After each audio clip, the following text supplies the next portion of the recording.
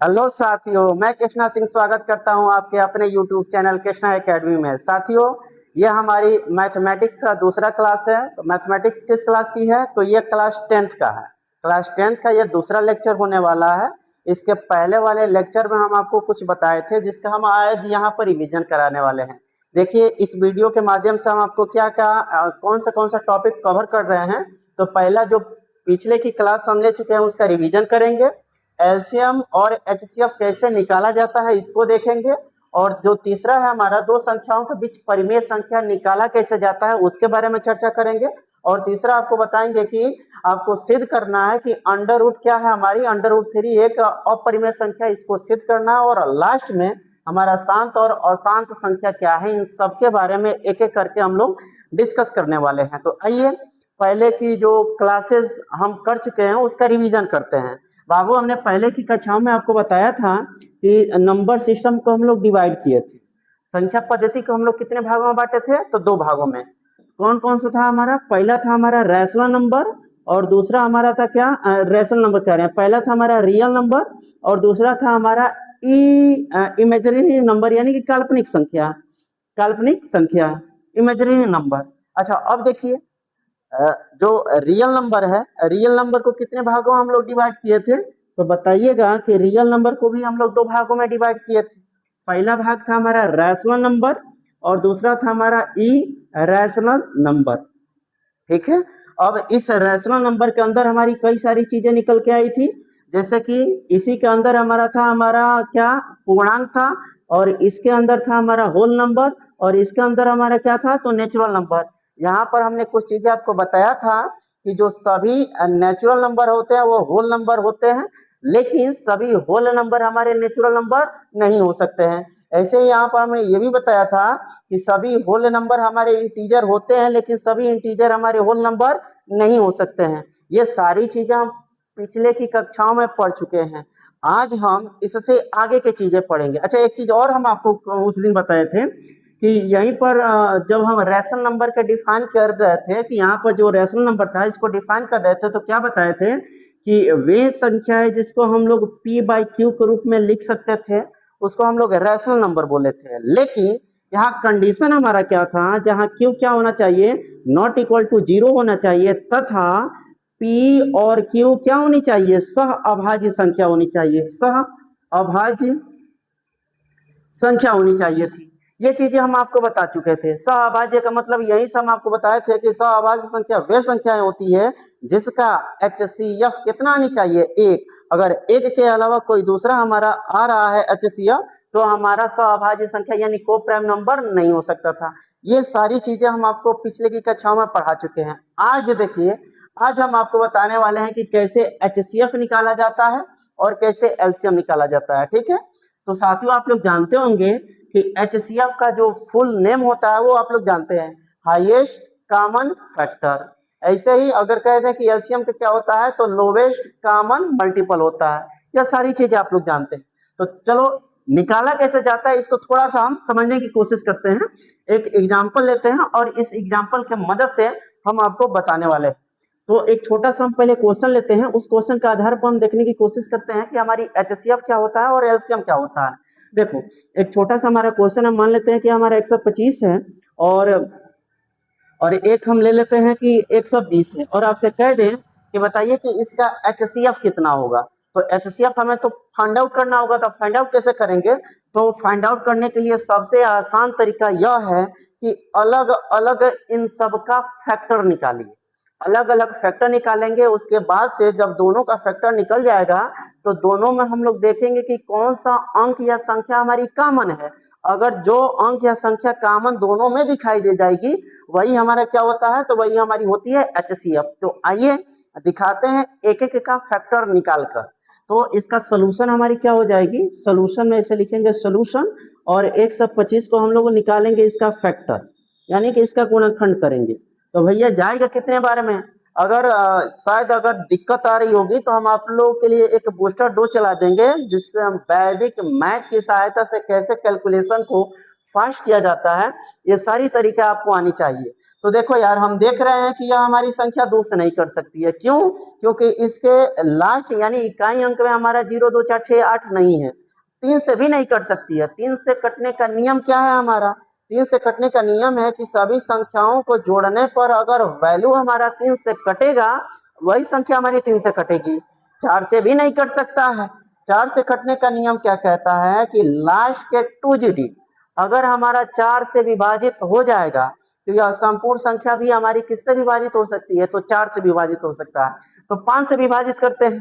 5 से विभाजित का नियम कहता है कि अगर कोई संख्या है और उस संख्या के इकाई अंक में 0 या फिर 5 हो, तो वह संख्या हमारी किससे कट जाएगी? तो 5 से। तो यहाँ पर 5 दिखाई दे रहा है, इसलिए हम यहाँ पर क्या करेंगे? 5 से इसको डिवाइड करेंगे, तो हो जाएगा हमारा 5 गुनी 10 और 2 शेष, और यहाँ पर है हमारा 50 25। अब देखिए फिर से हमारा 5 बार में जाएगा, क्योंकि इकाई अंक कितना है? यहाँ पर 5 है। काटेंगे, एक बार में हमारा और चला गया। ठीक है, अब आते हैं इसका गुणनखंड निकालते हैं। किसका? तो 120 का गुणनखंड निकालते हैं और तब देखते हैं कि इसका गुणनखंड हमारा कितना आ रहा है। चलिए, तो यहाँ पर देखो 0 2 4 6 8 दिखाई दे रहा है बाबू। इसका मतलब क्या है कि हमारा 2 से कट जाएगा, तो काट लेते हैं 2 से। जब 2 से काटेंगे तो 60 दूना 120, फिर से 2 से 30 दूना 60, फिर से 2 से 15 दूना 30, फिर से 3 से 5 तिहाई 15 और फिर से 5 से 5 एकम 5। अब हमें निकालना है इसका एचसीएफ। तो जो पहले फैक्टर निकाले हैं इसको सीक्वेंस वाइज लिखते हैं। तो 125 का बाबू हमने फैक्टर क्या निकाला है? 125 का हमने फैक्टर निकाला है। कितना निकल के आई है? 5 multiple 5 multiple 5 multiply by 1। Okay, और यहाँ पर हमारी 120 का क्या निकाले हैं? 120 का हमारा निकला है 2 multiply by 2 multiply by 2 multiply by 3 multiply by 5 multiply by 1। ये हमारा निकला है फैक्टर। अब हम कह रहे हैं कि इसका हमें एचसीएफ निकालना है जी। इस क्वेश्चन का हमें एचसीएफ बताना है कि बताइए इसका एचसीएफ कितना होगा। तो एचसीएफ के लिए हम कह रहे हैं कि वे संख्या जो दोनों फैक्टर में कॉमन होगी वही हमारा एचसीएफ होगा। तो देखो यार, इन दोनों में क्या कॉमन दिखाई दे रहा है? देख रहे हैं कि 5 यहाँ पर भी है, 1 यहाँ पर भी 5 है और यहाँ पर भी 1 है। इसका मतलब कि इन दोनों संख्याओं में 5 और 1 क्या है? कॉमन। जब कॉमन है तो जो एचसीएफ होगा वो हमारे क्या हो जाएगा? कॉमन संख्या ही होती है। तो इसका मतलब कि 120 और 125 का हम आपसे पूछे बताइए इसका एचसीएफ कितना आएगा, तो क्या बताएंगे? कहिएगा सर जी इसका एचसीएफ आएगा वो हमारा कितना आएगा? तो 5 आएगा। ये हमारा गुणनखंड विधि है। क्योंकि देखिए क्या है कि जो एनसीईआरटी है हमेशा क्या कर रही है कि जो किताबें 10th की बनाई गई है उसका सिलेबस निकालते जा रही है। मैथ को इतना वो घटिया डिजाइन कर दिया सिलेबस जिसका कोई सीमा नहीं है। अभी हम लोग 23-24 में जब बच्चों को पढ़ाए थे तो वहां पर यूक्लिड का विभाजन प्रमेयिका हमें पढ़ना होता है। उस समय क्वेश्चन अच्छे थे, अच्छे लेवल के थे। इस समय क्या किया है, यूक्लिड के विभाजन प्रमेयिका को ही सिलेबस से हटा दिया है। आपको सिर्फ पढ़ना क्या है? Rational number. रैशनल नंबर में क्या? तो √3, √2 और √5 क्या है? एक अपरिमेय संख्या, इसको सिद्ध करना है। इसी पर आपका यह जो रैशनल नंबर है जो कि 5 नंबर में पूछने वाला होता है वो आपका खत्म हो जाता है। तो बताओ यार, आप लोग के साथ कितना ये नाइंसाफी कर रहे हैं सिलेबस डिजाइन करने वाले। यही कारण है कि इस समय जो बच्चे हैं उन लोग का मेंटल लेवल कमजोर होते जा रहा है। क्यों? क्योंकि जो अच्छी चीज है उसको सिलेबस से ही बाहर निकाल दे रहा है। तो अगर हम क्या करते हैं कि जो सिलेबस निकाला हुआ है उसको तो पढ़ाएंगे ही पढ़ाएंगे, साथ में कुछ चीजें हम आपको और भी एडिशनल चीजें लेकर चलेंगे। लेकिन कैसे? सिलेबस के अनुसार। पहले सिलेबस पढ़ाएंगे, उसके बाद से जो निकाला हुआ है, जो आपके सिलेबस से छांट कर बाहर निकाला है, उसको भी हम यहाँ पर पढ़ाने वाले हैं, क्योंकि हमें आपके मेंटल लेवल को अच्छा बनाना है। ठीक है, आगे देखिए दोस्तों, इसी क्वेश्चन को क्या कर रहे हैं हम, इसका एलसीएम निकालने की कोशिश करते हैं कि बताइए इसका एलसीएम कितना निकलेगा। थोड़ा सा यहीं पर एलसीएम भी दिखा देते हैं। देखो एलसीएम कैसे निकाली जाती है। एलसीएम के लिए आपको क्या करना है कि जो संख्या जितनी बार आया है इसको पावर के रूप में लिखना होता है। जैसे हम यहीं पर 125 की बात करें, अब एलसीएम निकालने वाले चल रहे हैं। एलसीएम कैसे निकलता है इसी को हम देखने वाले हैं। तो देखो यार, ये जो 125 है, 125 का जो हमने यहाँ पर फैक्टर निकाला है, तो जो संख्या जितनी बार आई है उसको पावर में लिखेंगे। तो 5 कितनी बार आया है? तो 3 बार आया है। मल्टीप्लाई बाय कितना? तो 1। ओके, 120 का जब हमने गुणनखंड किए हैं तो इसकी वैल्यू कितनी आई है हमारी, तो आया है 2 के पावर 3, पावर के रूप में हमें हर हाल में लिखनी है, और क्या आया हमारा 5, और क्या आया हमारा 1, इतना हमारी आई है।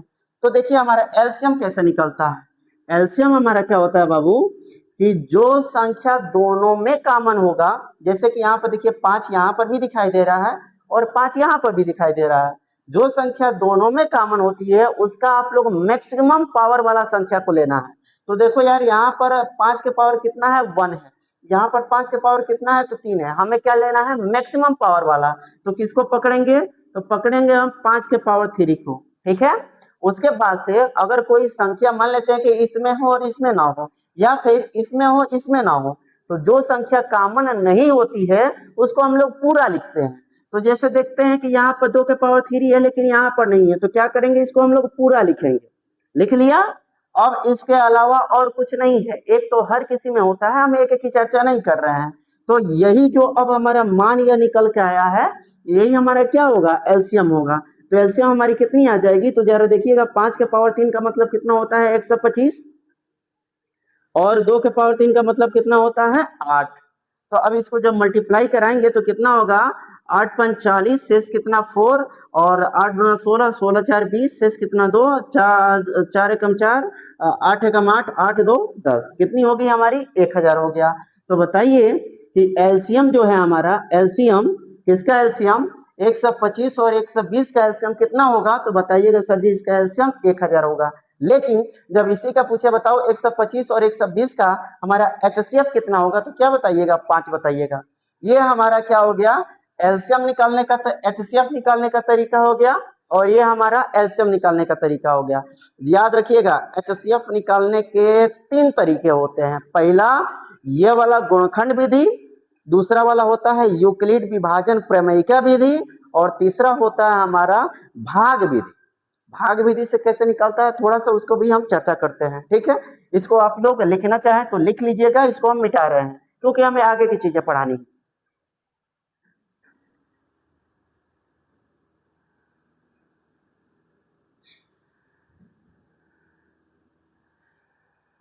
अब देखो, अब यही हमारे क्वेश्चन है, इसको अब क्या करते हैं, भाग विधि द्वारा क्या करते हैं कि इसका एचसीएफ निकालने की कोशिश करते हैं। यह सब विधि आपके लिए इंपॉर्टेंट है, थोड़ा सा सुनते रहिएगा। पहले छोटे क्वेश्चन को सीख लेते हैं और इसको अप्लाई हम लोग क्या करेंगे, बड़े क्वेश्चन पर करेंगे। तो देखिए क्या होता है इसमें, बताओ यार 125 और 120 में छोटा कौन है, तो कहिएगा सर जी हमारा 120 छोटा है। तो इसी से क्या करते हैं, 125 में भाग देते हैं। जब इससे 125 में भाग देंगे तो हमारी वैल्यू क्या निकल के आएगी, 120 से हम भाग कर रहे हैं किसमें, तो 125 में भाग कर रहे हैं। तो ये बताओ बाबू कितनी बार में जाएगा, तो यह जाएगा हमारा एक बार में, हो गया हमारा कितना 120, रिमाइंडर कितना 5, इसको बनाएंगे हम लोग भाजक, और भाग किस में देंगे, तो 120 में देंगे। हमेशा आपको ऐसे ही करना है। तो अब देखो यार 5 से 120 में भाग जा सकता है, तो हाँ सर बिल्कुल भाग जा सकता है। कितनी बार में, तो 5 दूनी 10, शेष कितना यहाँ पर 2, और यहाँ पर हो जाएगी हमारी 0। कितनी बार में चला जाएगा बाबू, 4 बार में, तो 5 चौके 20। अब देखो जहां पर हमारा जो शेषफल है वो 0 हो जाए, जहां पर हमारा शेषफल 0 हो जाए तो उसके जस्ट ऊपर वाला जो भाजक होता है वही होती है हमारी क्या, एचसीएफ। एक बार फिर सुनिए, हम कह रहे हैं कि जब संख्याएं दिया हुआ है तो आपको पहचान कर लेनी है कि उसमें छोटा कौन है और बड़ा कौन है। जैसे यहाँ पर देख रहे हैं कि यहाँ पर क्या है, छोटा हमारा 120 है और बड़ा हमारा 125 है। तो 120 को उठाया, 125 में भाग किया, और जो शेषफल आया है इस शेषफल को बनाएंगे भाजक, और भाग किस में करेंगे, तो 120 में। और जैसे 120 में भाग किया और देख रहे हैं कि यहाँ पर 0 आ गया है, तो जहां पर वैल्यू हमारी 0 आ गई है तो जस्ट इसके ऊपर वाला जो हमारा भाजक होता है वो क्या हो जाएगा, वो भाजक हमारा हो जाएगा एचसीएफ। ये हमारा हो गया भागफल। भाग विधि द्वारा कैसे एचसीएफ निकाला जाता है। हमने गुणनखंड विधि द्वारा भी हमारा एचसीएफ कितना निकल के आया था, 5, और भागफल विधि द्वारा भी कितना निकल के आया है, 5। अब आपको दिखाते हैं यूक्लिड विभाजन प्रमेयिका विधि द्वारा कैसे हम लोग फाइंड आउट करते हैं किसको, तो एचसीएफ को। तो आओ थोड़ा सा उसको भी दिखा दें, यहीं पर दिखा देते हैं यार, यही देखो। देखो बाबू पकड़िए इसी को, इसको बताने से पहले थोड़ा सा एक चीज और दिखा देते हैं, क्योंकि यूक्लिड विभाजन प्रमेयिका में उसकी जरूरत पड़ेगी। क्या है, एक छोटा सा क्वेश्चन लेते हैं और इसमें क्या करते हैं हम 7 में भाग देते हैं 2 से। तो जब जैसे 2 से 7 में भाग करेंगे तो कितनी बार में जाएगा, तो 3 बार में, 3 दूना 6, शेषफल कितना बचा हमारा 1। अब देखो कमाल की बात यह है कि इसको आपको पहचानना है कि इसको क्या बोलते हैं।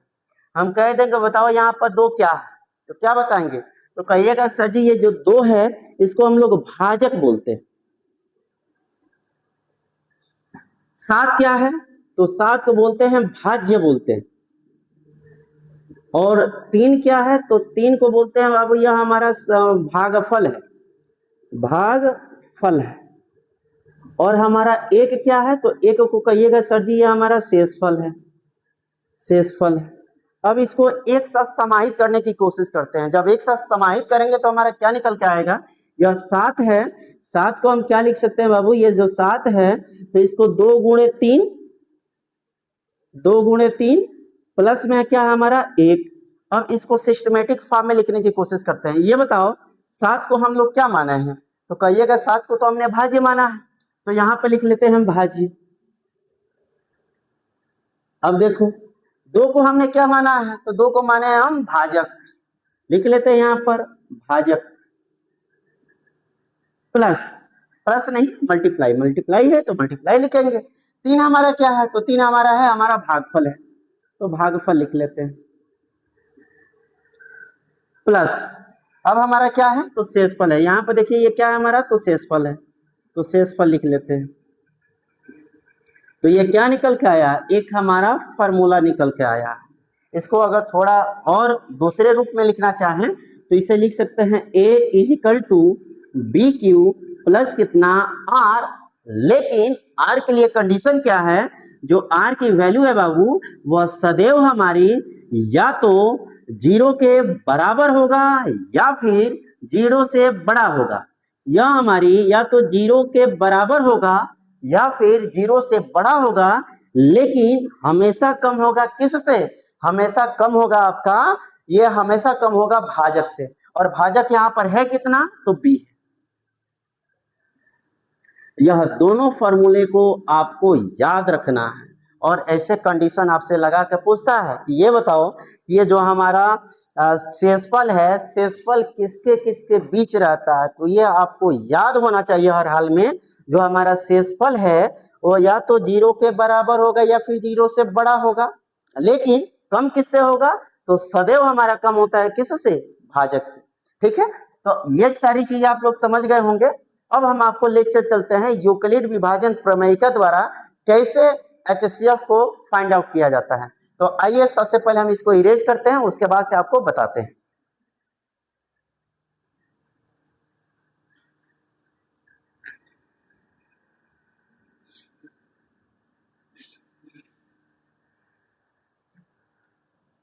देखिए साथियों, यूक्लिड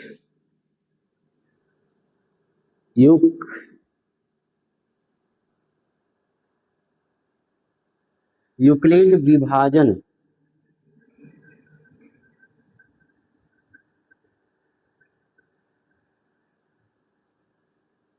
क्या लिखवाए थे, अभी हम लिखवाए थे हम a is equal to B Q plus कितना r, बट r के लिए हमारा कंडीशन क्या था, r के लिए कंडीशन था कि जो r है वो या तो 0 के बराबर होगा या फिर 0 से बड़ा होगा, लेकिन सदैव छोटा किससे होगा, तो b यानी भाजक से छोटा होगा। इसी को यहाँ पर प्रयोग करते हैं। तो ये बताओ इसमें हम ले लेते हैं कि इस वाले भाई साहब को बना लेते हैं a, यानी हो जाएगा हमारा 125। अब देखो 125 को हम तोड़ेंगे किस फॉर्म में, तो 120 के फॉर्म में। तो 125 को तोड़ेंगे 120 के फॉर्म में, तो कितनी बार में जाएगा, तो एक बार में। 120 को 1 में गुणा करेंगे तो 120, शेषफल कितना निकल के आएगा बाबू, शेषफल हमारा निकल के आएगा 5। आ गई। अब देखो अगला स्टेप में क्या करना है, अब अगला स्टेप में लेकर चलना है 125 को बनाएंगे क्या, a। 125 को हमने बनाया a, ओके। और इसको किस फॉर्म में तोड़ेंगे, तो इस वाले फॉर्म में तोड़ेंगे। तो 125 को जब इस वाले फॉर्म में तोड़ेंगे तो वैल्यू हमारी कितनी आएगी? अगर नहीं समझ में आ रहा है तो 5 उठाइए, 120 में भाग कर दीजिए। और यहाँ पर हमने 5 उठाया, 120 में भाग करेंगे तो हमारी वैल्यू कितनी आएगी? तो 5 दूनी 10, शेष कितना? 2, 0, 5 चौके 20, यानी कि 24 बार में जा रहा है। शेषफल कितनी आ रही है बाबू? तो 0 आ रहा है। इसका मतलब 120 को जब हम तोड़ेंगे तो क्या लिख सकते हैं? लिखेंगे हम लोग 24 मल्टीप्लाई बाई कितना? तो 5 प्लस कितना? तो 0। अब देखो यार, जहां पर बाबू 0 आ जाए तो जस्ट उसी के बगल वाला ये जो आप देख रहे हैं जिससे मल्टीप्लाई कराने के बाद से हमारी 120 आ रही है, ये हमारी क्या हो जाएगी? HCF हो जाएगा।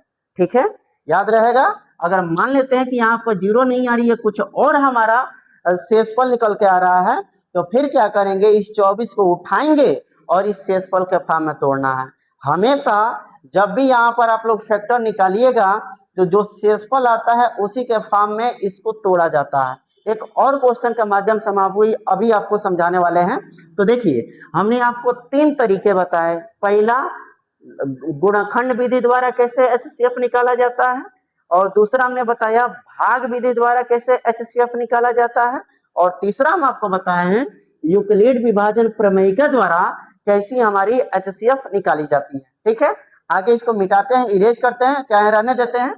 एक क्वेश्चन और इसी पर समझने की कोशिश करते हैं।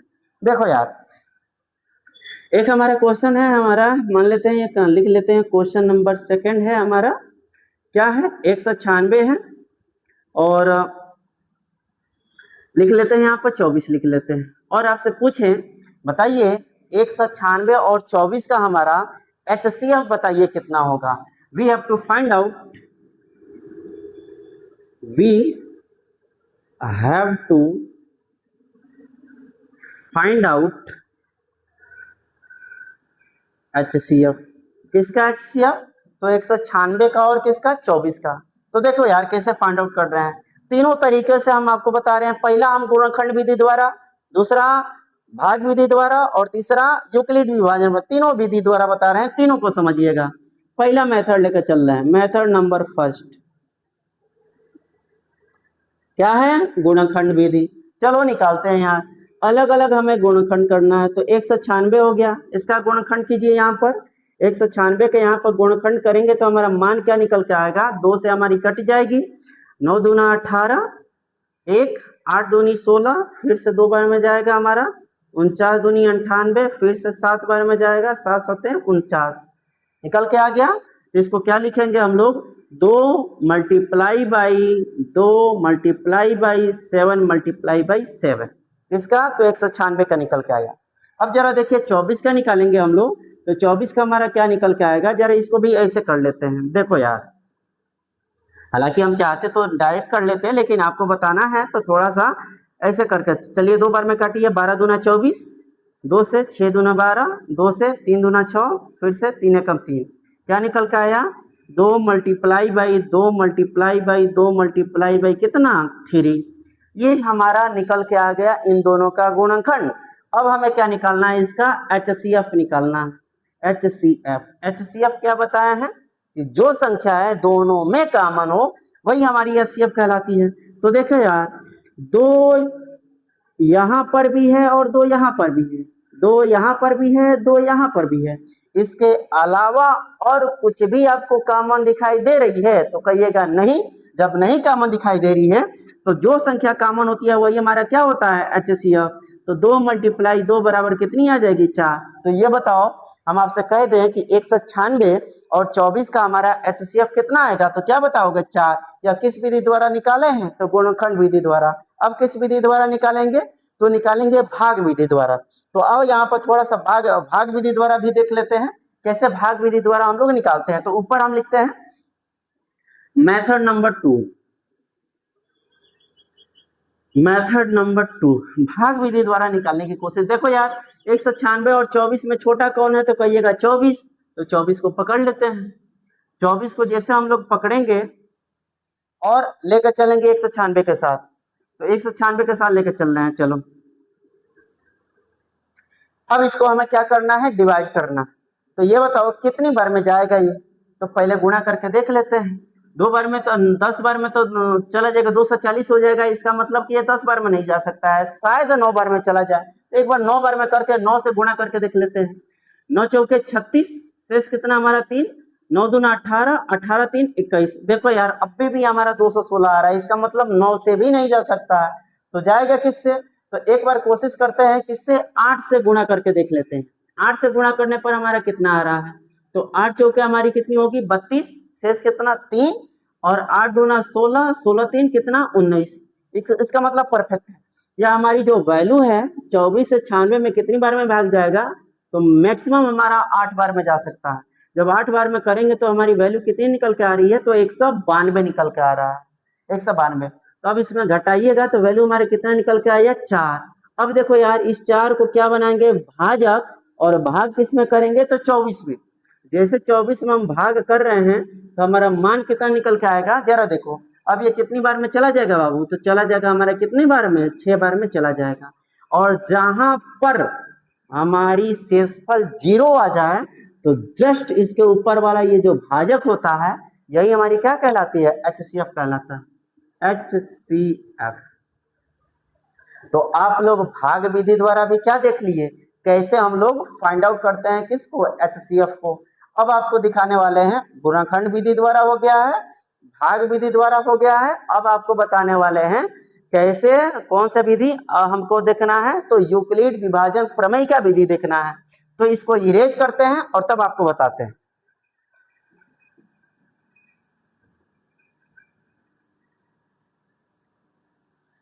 देखो यार क्वेश्चन हमारा क्या था? 196 था और क्या था हमारा 24। इसी का निकालना हमें HCF, लेकिन किस विधि द्वारा? यूक्लिड विभाजन प्रमेय का द्वारा। तो यहाँ पे लिख लेते हैं मेथड थर्ड। हल करते हैं यार। अब ये बताओ 24 और 96 में बड़ा कौन है? तो जाहिर सी बात है यार हमारा 96 बड़ा है, 96 बड़ा है। 96 को किस फॉर्म में तोड़ेंगे? तो 24 के फॉर्म में तोड़ेंगे। तो 96 को बाबू जब 24 के फॉर्म में तोड़ोगे तो कितनी बार में जाएगा? तो कहोगे सर जी ये जाएगा हमारा 8 बार में। 8 बार में हो गया तो शेषफल हमारा कितना बचेगा? तो शेषफल हमारा बचेगा 4। कैसे? जरा देख लो। 24 उठाओ और 24 उठा के भाग करो किसमें? 196 में। जैसे भाग करोगे तो 8 बार में जाएगा 192। शेषफल कितना बचेगा हमारा? 4। वही चीज हम यहाँ पर लिखे हुए हैं, ठीक है। अब देखो यार शेषफल हमारी आ गई है 4। आगे देखिए अब आपको क्या करना है, इस वाले भाई साहब को बनाना है फिर से A, और तोड़ना किस में है? तो 4 के फॉर्म में तोड़ना है। 24 उठाया और इस भाई साहब को तोड़ेंगे 4 के फॉर्म में। तो 4 में किससे गुणा कर दे कि ये हमारा 24 आ जाए या फिर इसके करीब आ जाए? तो 4 से 6 बार में जैसे इसमें गुणा करेंगे तो वैल्यू हमारी 0 हो जाए, 24 हो जाएगा, और शेषफल कितना बचेगा? तो 0 बचेगा। तो जब अभी हमने बताया है कि जैसे हमारा जो वैल्यू 0 आ जाए तो उसके ये वाला जो मान होगा वो हमारी क्या हो जाएगी? यह हमारा हो जाएगा HCF। ये कौन सा मान है? हमेशा याद रखिएगा बाबू, यह हमारा भाजक है, और ये वाला क्या है? भागफल है, और ये वाला क्या है? शेषफल है। तो HCF हमेशा हमारा भाजक होता है, न कि भागफल होता है। इस बात को याद रखते रहिए, ठीक है। या तीनों विधि द्वारा हम लोग क्या कर लिए हैं, सिद्ध कर चुके हैं कि HCF का कैसे फाइंड आउट होता है। अब आपको थोड़ा वो दिखाने वाले हैं कि दो संख्याओं के बीच परिमेय संख्या कैसे निकाली जाती है। इसको हम कल क्या करेंगे कि सारे क्वेश्चन को धीरे धीरे करके इसका डिस्कस करेंगे, हर एक एक्सरसाइज को कवर करने वाले हैं। लेकिन एक ही साथ ये सारी चीज आपको बता दें तो बोरियस महसूस होगा। पहले इसको समझिए, जो क्वेश्चन हमने दिया है इसको दोबारा रिपीट कीजिए अपने मन से, और थोड़ा सा अब अगला कॉन्सेप्ट बताने वाले हैं कि दो संख्याओं के बीच में परिमेय संख्या कैसे निकाला जाता है, ठीक है। तो तीसरा चीज देखिए, इसको इरेज करते हैं, बाकी सिलसिलेवार तरीके से आपको हर एक एक्सरसाइज कराई जाएगी।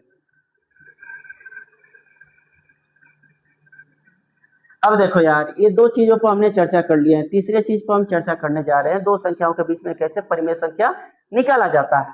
तो एक छोटा सा क्वेश्चन ले लेते हैं और इसको हल करते हैं। कि जैसे हम आपसे कह लें, यह हमारा क्वेश्चन है कि आपसे कह दें कि 2 और 5 के बीच हमें दो परिमेय संख्या निकालना।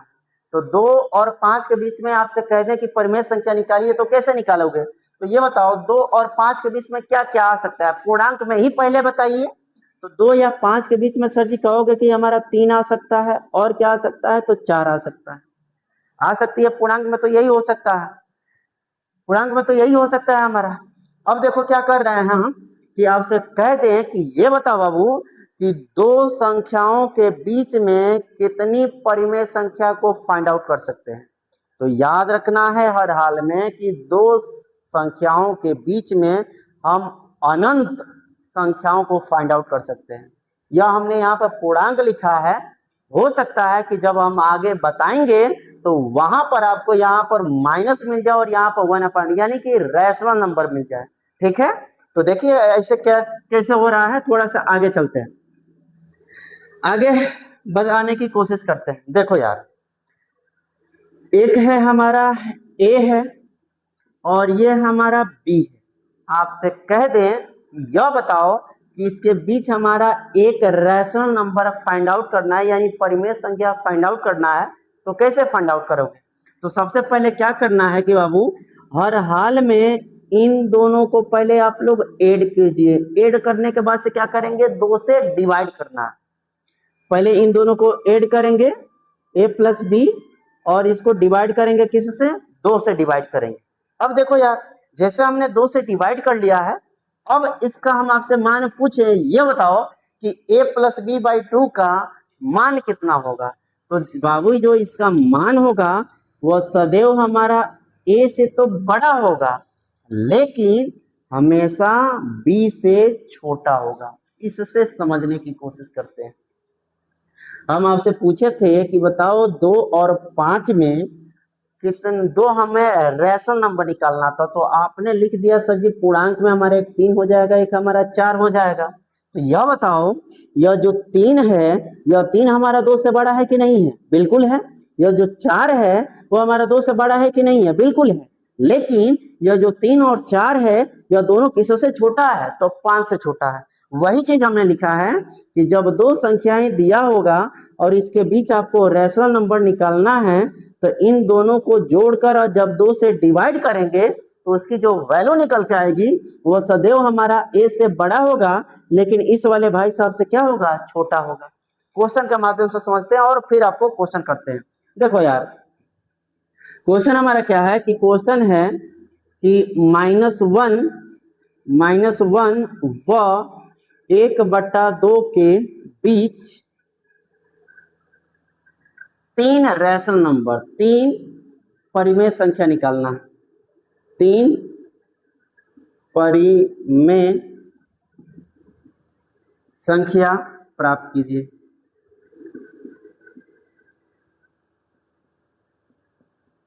पहले सीखिए, क्वेश्चन कराना तो हमारी जिम्मेदारी है। जब आ गए हैं प्लेटफॉर्म पे तो आपको सिलेबस समय से पहले खत्म कराना हमारी जिम्मेदारी है। एक एक एक्सरसाइज का एक एक क्वेश्चन कराना हमारी जिम्मेदारी है। अगर आप लोग इस वीडियो को चाहे इस लेक्चर को ध्यान से सुन लेते हैं तो इस बात की हम गारंटी दे रहे हैं कि आपका कोई भी क्वेश्चन किसी भी किताब का क्यों ना हो, एक भी क्वेश्चन नहीं छूटने वाला है। देखो बाबू, हम आपको क्या करेंगे कि हमारे पास क्या क्या चीजें हम आपको पढ़ा सकते हैं। देखो, चित्रा का अगर बुक होगा आपके पास तो वो भी हम आपको प्रोवाइड करा सकते हैं, या फिर मनोहरे का है, या फिर एनसीईआरटी है, तो ये सारी चीजें हम आपको क्या कर सकते हैं? प्रोवाइड करा सकते हैं। हमारे पास से कुछ किताबें हम आपको दिखा रहे हैं। देखो यार, यह हमारे पास मनोहरे की बुक है, इस वाले किताब से, या फिर अगर आपके पास ये चित्रा है, ये चित्रा वाली किताब, या फिर और भी हमारे पास है एक एनसीईआरटी है जो हर स्कूलों में लगाई जाती है। इन सभी को हम इसी लेक्चर के माध्यम से आपको बताने वाले हैं। तो ये जो हमारा लेक्चर है मैथ का चाहे किसी भी सब्जेक्ट का, आपके लिए बेहतर होने वाला है, बहुत ही आपको लाभ मिलने वाला है। ठीक है, ज्यादा कुछ नहीं कहेंगे, बाकी हर चीजें आपको हमारी वीडियो के माध्यम से, हमारे कंटेंट के माध्यम से आप लोग समझ सकते हो। ठीक है, तो ये सारी चीज हम आपको प्रोवाइड कराने वाले हैं। अब देखो यार, -1 और 1/2 के बीच हमें क्या निकालना है कि 3 परिमेय संख्या फाइंड आउट करना है। कैसे फाइंड आउट करते हैं जरा देखो। मान लेते हैं अभी हमने बताया है कि आपको कोई पूछ ले कि ये बताओ a व बी के बीच में हमें रैशनल नंबर फाइंड आउट करना है, तो क्या करिएगा, सबसे पहले इन दोनों को जोड़ेंगे और किससे भाग करेंगे, तो 2 से। हमेशा यही करना है।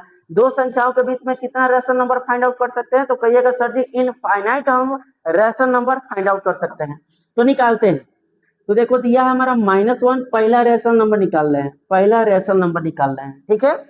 तो दिया क्या है हमारा -1 और क्या दिया है हमारा प्लस में 1/2, दोनों को लिख लिया। अब डिवाइड किससे करेंगे, तो 2 से, 2 से डिवाइड कर दिया। अब जरा देखिए कि 1/2 है और ये हमारा माइनस है, इसका जब एलसीएम लेंगे तो हमारी वैल्यू क्या निकल के आएगी, -2 प्लस में 1 अपान में 2, नीचे भी हमारा क्या है, तो 2। अब देखो नीचे एक स्टेप और आगे बढ़ जाते हैं, धीरे धीरे समझने की कोशिश करते हैं, बाकी तो मुझबानी भी आप लोग बता सकते हैं, यहाँ पर देखकर क्या क्या हो सकता है वो सारी चीजें बताने वाले हैं। तो देखो यार, जब -2 में से +1 को घटाएंगे तो हमारी वैल्यू कितनी आएगी, तो -1। नीचे क्या है हमारा, तो 2 है। इसके नीचे हमारा क्या है, तो 2 है। इसके नीचे कुछ नहीं है तो क्या है, 1 है। तो हम लोग जानते हैं पहला गुणे चौथा और दूसरा गुणे तीसरा होता है। तो हमारी वैल्यू क्या निकल के आएगी, -1 अपान में कितना, 4। कितना रैशनल नंबर निकालना है, 3। कितना निकाल लिए, 1 और 2 निकालते हैं। अब देखो यार, दूसरा रैशनल नंबर निकालना है, तो थोड़ा सा इसको हम ऊपर लिखते हैं और दिखाते हैं। देखिए -1 था और 1/2 था और इसके बीच में कितना रैशनल नंबर निकालना है, तो 3 रैशनल नंबर निकालना है। इन दोनों को जोड़कर 2 से भाग किए हैं, तो जो बीच वाला ही तो निकल के आया होगा, तो आपको इसको लिखना है बीच में। क्या निकला है, तो -1/4 निकला।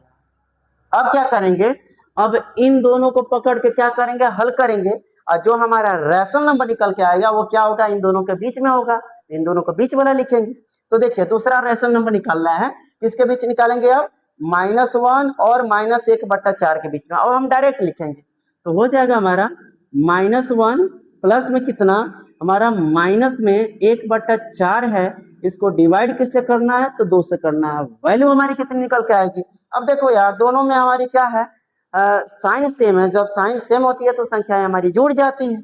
जुड़ेंगे तो वैल्यू हमारा क्या निकल के आएगा, माइनस में 5/4 और नीचे कितना है हमारा 2, इसके नीचे कुछ नहीं है तो क्या है, 1 है। अब ये हम आपको भिन्न का जोड़ घटाना नहीं सिखाने वाले हैं, क्योंकि हम ये मान के चलते हैं कि अगर आप 10th में पढ़ रहे होंगे तो यह जोड़ घटाना भिन्न का आता होगा, ठीक। अब देखो पहला गुणे चौथा और दूसरा गुणे तीसरा, वैल्यू हमारे क्या निकल के आएगा, -5 अपान में कितना, 8, ठीक। या क्या निकल के आया है, दूसरा रैशनल नंबर किसके बीच निकला है, तो -1 और -1/4। तो इस भाई साहब को उठाएंगे और इन्हीं के बीच में अपलोड कर देंगे। ये लो अपलोड कर दिया। आगे देखो, अब हमारा कितना निकालना था, 3, निकाल कितना चुके हैं हम, 2, 1 बचा है। अब 1 बचा है तो क्या करते हैं, इन वाले भाई साहब को पकड़ के हल कर लेते हैं, इनको पकड़ के हल करते हैं, तीसरा निकालते हैं। तीसरा हम यहाँ पर निकालते हैं, देखो A3 कितना होगा, फिर से इन दोनों को जोड़ेंगे, डायरेक्ट जोड़े हैं, माइनस में 1/4 और प्लस में कितना, 1/2, नीचे क्या है, 2 से हमें हर हाल में भाग करना है। तो अब देखो इसको हल करेंगे तो बाबू वैल्यू कितनी निकल के आएगी, इसकी वैल्यू हमारी निकल के आएगी, अगर ध्यान दे रहे होंगे और ऊपर नीचे हम 2 से गुणा कर दे तो 2 में से 1 जाएगा, 1 हो जाएगा हमारा कितना, 1/4 अपान में कितना है, तो 2 है। समझ में आया होगा, नहीं समझ में आया होगा तो आप लोग जैसे भिन्न का जोड़ जोड़ते हैं वैसे जोड़ लीजिएगा, ठीक है। हालांकि डायरेक्ट सा तरीका हम आपको बूस्टर डोज में सिखाने वाले हैं, बहुत ही जल्द आपको बूस्टर डोज भी प्रोवाइड कराएंगे, बस हमारे चैनल के साथ जुड़े रहिए। अब देखिए क्या करेंगे, अपान में 1, पहला गुणे चौथा और दूसरा गुणे तीसरा, वैल्यू हमारी कितनी निकल के आएगी, 1/8। यह क्या है, तीसरा रैशनल नंबर किसके बीच निकाले हैं, तो -1/4 और कितना, 1/2। तो इसी के बीच में हमें क्या करते हैं, लिख देते हैं। तो ये देखो हमें 3 रैशनल नंबर फाइंड आउट करना था और 3 हमने रैशनल नंबर फाइंड आउट कर लिया है। ऐसे ही किसी भी संख्या का आप लोग क्या निकाल सकते हैं, रैशनल नंबर फाइंड आउट कर सकते हैं। हर हाल में आपको क्या करना है, 2 संख्याएं तो निश्चित रूप से देगा, उनको जोड़िए और किससे भाग कर दीजिए, 2 से, फिर से उन दोनों को जोड़िए, फिर से किससे भाग कर दीजिए, 2 से। यही हमेशा करना है, ठीक है। आई होप कि यह कॉन्सेप्ट आपको समझ में आया होगा। अब थोड़ा सा हम चर्चा कर लेते हैं कि सिद्ध कीजिए कि √3 हमारी क्या है, एक अपरिमेय संख्या है। इसको कैसे सिद्ध किया जाता है, इसको अभी जस्ट समझने वाले हैं, लेकिन याद रखना है कि यह वाला जो भाग है यह काफी इंपॉर्टेंट होता है। 4 नंबर में आपके बोर्ड के पेपर में क्वेश्चन पूछता है, ठीक है। तो देखिए कैसे निकालते हैं, थोड़ा कंसेप्ट वाइज है, आपको थोड़ा बोरियस महसूस हो सकती है, लेकिन ऐसा करना नहीं है। हम आपको बहुत ही बेहतरीन तरीके से बताने वाले हैं, बस इसको क्लास में बने रहो, ध्यान से सुनो, समझो, यहीं के यहीं याद हो जाएगा। क्या है, हमने आपको रेशनल नंबर पढ़ाया होगा, तो रेशनल नंबर में बताए थे कि जब हम क्या करते हैं कि P/Q के रूप में कोई संख्याओं को लिखते हैं, तो इससे आप लोग रेशनल नंबर बोल रहे थे, जहां पर कंडीशनवा क्या था कि Q हमारी क्या होनी चाहिए, नॉट इक्वल टू 0 होना चाहिए, और P व Q क्या है, सह अभाज्य संख्या। तो P व Q जो सह अभाज्य संख्या है, उसी गुण का प्रयोग करते हुए √3 एक अपरिमेय संख्या है, इसको सिद्ध करने वाले हैं। देखो कैसे सिद्ध करते हैं, इसको इरेज करते हैं, दिखाते हैं।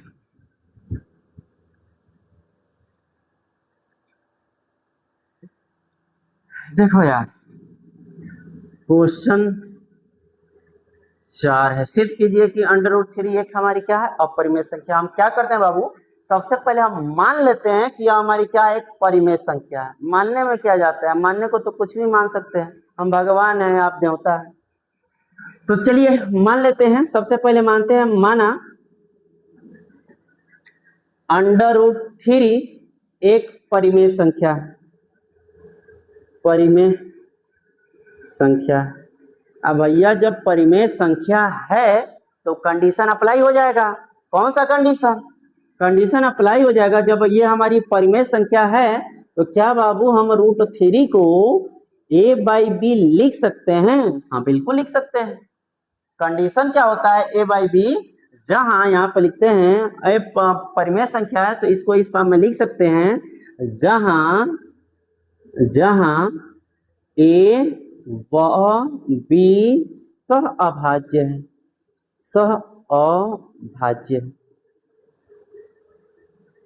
अभाज्य का मतलब कि एक के अलावा कोई दूसरा कॉमन नहीं होगा। तो चलो जब अभाज्य संख्या है तो कोई दूसरा कॉमन नहीं होना चाहिए। तो अब क्या करते हैं, इसका क्रॉस मल्टीप्लाई कराते हैं। जैसे क्रॉस मल्टीप्लाई कराएंगे बाबू, तो हमारा वैल्यू क्या निकल के आएगा, b√3 बराबर निकल के आएगा a, ठीक है। अब क्या करते हैं, यह जो मान है इसको समीकरण 1 मानकर दोनों पक्षों में स्क्वायर कर लेते हैं। Both side taken square, both side taken square in equation first. जब इक्वेशन 1 को क्या करते हैं, दोनों साइड स्क्वायर करेंगे तो हम लोग क्या पाएंगे, वी गेट, क्या पाते हैं हम लोग, पाएंगे यही, क्या पाते हैं कि b² √3 का स्क्वायर करेंगे तो मान कितना निकल के आएगा, तो 3 निकल के आएगा। तो 3b² इक्वल टू एक का स्क्वायर करेंगे तो मान कितना निकल के आएगा, a² निकल के आएगा। अब जरा बताओ, जरा ये बताओ यार कि हम कह दें कि हमारा जो 9 है वह 3 से विभाज्य है, तो क्या हम ये नहीं कह सकते हैं 3 भी हमारी 3 से विभाज्य है? बिल्कुल कह सकते हैं।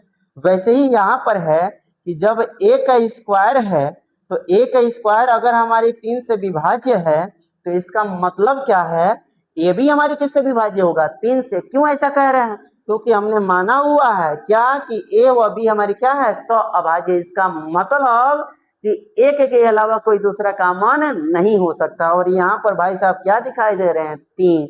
इसको खत्म करना है, खत्म करने के लिए तो एक कुछ तो मानना होगा। तो मान यही रहे हैं कि a क्या है, हमारी 3 से विभाज्य होने वाली कोई संख्या है।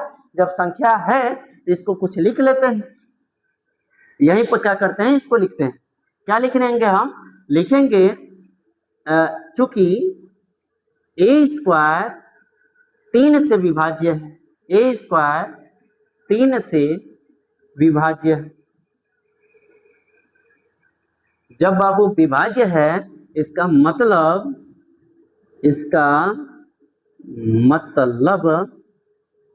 ए 3 से विभाज्य होगा, जो ए है वो हमारी 3 से विभाज्य होगा, जो ए 3 से विभाज्य होगा, विभाज्य होगा, विभाज्य होगा। भैया जब विभाज्य होगा तो इस a बराबर को मान लेते हैं 3c, क्या जाता है। अब a बराबर 3c माने हैं तो इस वाले भाई साहब को मान लेते हैं इक्वेशन 2। अब क्या करते हैं कि a इक्वल टू 3c किस में रखने पर, समीकरण 2 में रखने पर क्या करते हैं, a इक्वल टू 3c समीकरण 2 में रखने पर, समीकरण 2 में रखेंगे तो क्या पाएंगे हम लोग यही पाएंगे कि 3b square equal to 3c square. इसका स्क्वायर करोगे बाबू तो मान निकल के आएगा हमारा b square equal to 9c square. यह 9 हमारा 3 से कटेगा, इसका मतलब b स्क्वायर इक्वल टू कितनी हो जाएगी 3c स्क्वायर। अब देखो यार फिर वही वाला खेला, इसको मान लेते हैं समीकरण नंबर 3। अब देखो हमने यहाँ पर माना हुआ है कि a व b क्या है, हमारी सअभाज्य संख्या है, सअभाज्य है तो एक के अलावा कोई दूसरा कामा नहीं होना चाहिए। अब देख रहे हैं कि फिर से इस c स्क्वायर में भी 3 दिखाई दे रहा है, इसका मतलब हमें इसको मानना होगा कि b स्क्वायर हमारी 3 से विभाज्य है। इसको मानेंगे हम, तो मानते हैं अगेन b स्क्वायर 3 से विभाज्य है, अगेन b स्क्वायर 3 से विभाज्य है, विभाज्य है। तब क्या, तब तो हमारा क्या हो जाएगा, जो b होगा वो हमारा किससे विभाज्य होगा 3 से, तब b 3 से विभाज्य होगा, विभाज्य होगा। अब देखो यार 3 से विभाज्य है तो अब क्या कर सकते हैं भैया, 3 से विभाज्य है तो b को कुछ मान लेते हैं जो 3 से कटने वाला होगा। इस वाले भाई साहब को मान लेते हैं b बराबर जो इसको है, इसको मान लेते हैं कि यह क्या है हमारा 3d, चलो d मान लेते हैं। एक बार मान के देखने में क्या जाता है, हालांकि अब चाहते तो हम यहीं पर उत्तर दे देते हैं, लेकिन एक बार और हम मान लेते हैं उसके बाद से हल करते हैं। जैसे इसको ऐसे करेंगे तो हमारी मान क्या निकल के आ रही है, हमारा मान निकल के आएगा 9d square equal to 3c square. ये कटेगा भाई साहब तो मान हमारा क्या निकल के आएगा 3d square equal to c square.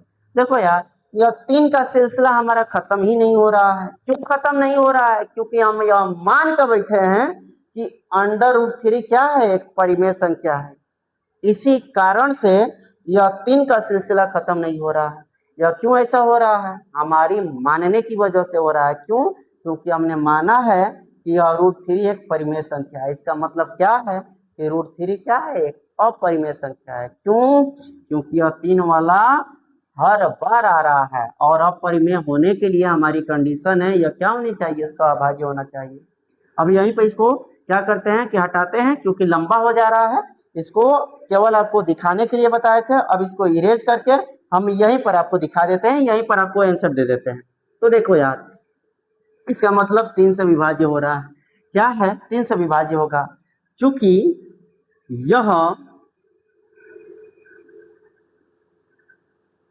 यह मतलब कौन है, a, b क्या है, सहअभाज्य है, सहअभाज्य, सहअभाज्य है तो एक के अलावा कोई दूसरा कॉमन नहीं होगा। जब नहीं होगा तो बताओ यार ये 3 कहाँ से आ गया है, सहअभाज्य है। इस बात का विरोधाभास हो रहा है, सहअभाज्य है। इसका मतलब इसलिए √3 एक अपरिमेय संख्या।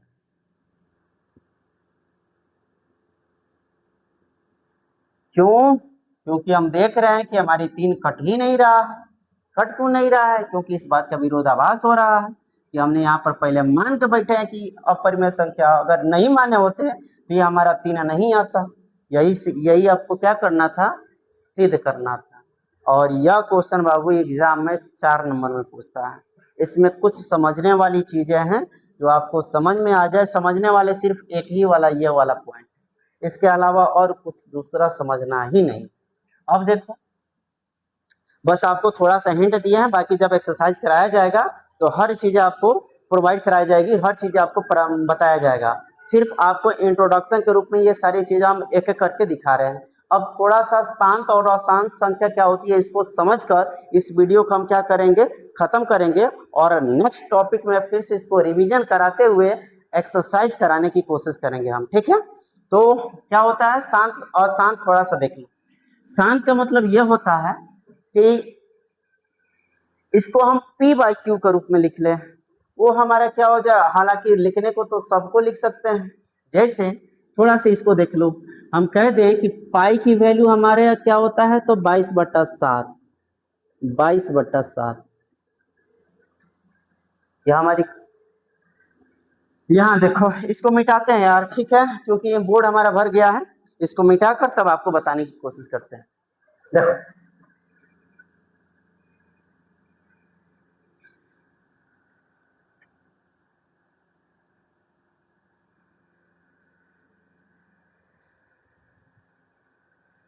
देखो बाबू, शांत अशांत के लिए एक बस फॉर्मूला बता देते हैं और उसको आप लोग याद रखिएगा, बाकी की चीजें कल किया जाए। शांत क्या है, शांत का मतलब यह है कि अगर कोई हमारा परिमेय संख्या, जिसको आप लोग बाबू P/Q के रूप में लिख रहे थे, आप लोग हर कोई जानते हैं हमारी परिमेय संख्या को इस फॉर्म में लिखते हैं, बढ़िया बात है। अगर बाबू जो Q की वैल्यू है, अगर यह हमारा 2 के पावर m इंटू 5 के पावर n के फॉर्म में हो, या फिर जो Q की वैल्यू है वो हमारा 2 के पावर m के फॉर्म में हो, या फिर जो Q की वैल्यू है वो हमारा 5 के पावर n के फॉर्म में हो, अगर इस फॉर्म में कहीं दिखाई दे रहा है तो हमारा शांत होगा। अगर इस फॉर्म में कहीं नहीं दिखाई दे रहा है तो हमारी क्या होगी, अशांत होगा। एक छोटा सा क्वेश्चन के माध्यम से समझ लेते हैं। हम आपसे कह लें कि 1/7 8 है और 7/21 है, 3/15। इसमें से आपसे पूछ लें कि बताओ यार कौन हमारा शांत है और कौन हमारा अशांत है, तो क्या बताओगे आप लोग। 1/8 इसको किस फॉर्म में देखेंगे, 2 के पावर m और 5 के पावर n के फॉर्म में देखने की कोशिश करो। तो देखो यार 1/8 को लिख सकते हो 2 के पावर 3, या 2 के पावर 3 लिखे हैं तो क्या बाबू इसे हम 2 के पावर n के फॉर्म में लिख रहे हैं। हाँ सर, बिल्कुल लिख रहे हैं। जब इसके फॉर्म में लिख देंगे तो इसका मतलब क्या है, यह शांत होगा कि अशांत होगा। बिल्कुल यार, यह हमारी क्या होगी, शांत होगी। ये कौन सी पूछने वाली बात है सर, हम आप पहले ही यहाँ पर बता चुके हैं। जब बता चुके हैं इस फॉर्म में दिखाई दे रहा है, इसका मतलब यह क्या है, हमारा शांत है। थोड़ा सा इसको भी देख लो यार, शांति लगे। अब इसको पूछ लें, ये बताओ ये हमारा क्या है। तो बाबू इस बात को ख्याल रखिएगा, अगर अंश व हर में न्यूमरेटर और डिनोमिनेटर में कुछ कटने वाला होगा तो सबसे पहले उसको काटिएगा। काटने के बाद से आपको देखना है 2 के पावर इस फॉर्म में देखना है। अगर इस फॉर्म में बनेगा तो शांत है, नहीं बनेगा तो अशांत है। पहले इसको काटते हैं, जब काटेंगे तो 1 कितना हो जाएगा, 7×21, यानी कि ये निकल के आया हमारा 1/3। क्या यह हमारा इसमें से कोई दिखाई दे रहा है, तो कहिएगा नहीं। जब नहीं दिखाई दे रहा है इसका मतलब यह क्या है, हमारा अशांत। थोड़ा सा इसको देख लो यार। अंश हर में सबसे पहले काटेंगे, काट ही लेते हैं, तो कितना निकल के आएगा 1/5। और 1/5 ये जो निकल के आया है हमारा, 1/5 ये जो निकल के आया है, क्या यह हमारा 5 के पावर n के फॉर्म में दिखाई दे रहा है। हाँ सर, बिल्कुल दिखाई दे रहा है। जब ये इस फॉर्म में दिखाई दे रहा है तो बोल दो यार, हाँ ये हमारा क्या है, शांत है। और यह आपके एग्जाम में ऐसे बहुविकल्पीय क्वेश्चन पूछता है कि विकल्प दे देगा, कहेगा बताइए इसमें से कौन हमारा शांत है, कौन हमारा अशांत है, कौन हमारा परिमेय संख्या है, कौन हमारा अपरिमेय संख्या है, कौन हमारा सह अभाज्य संख्या और कौन हमारा सह अभाज्य संख्या नहीं है। यह तीनों क्वेश्चन आपके एग्जाम की दृष्टि से मोस्ट इंपोर्टेंट होने वाला है। तो ठीक है, बाकी चीजें हम कल की वीडियो में चर्चा करेंगे। अगर अभी तक आप हमारे चैनल को सब्सक्राइब नहीं किए हैं तो सब्सक्राइब कर लीजिएगा, अपने साथियों के पास इस वीडियो को पहुंचाइए और अपना प्यार दिखाइए, ताकि जो हम मुहिम स्टार्ट किए हैं उसको आगे बढ़ा सकें। ठीक है, बाकी मिलेंगे नेक्स्ट वीडियो के लिए। धन्यवाद।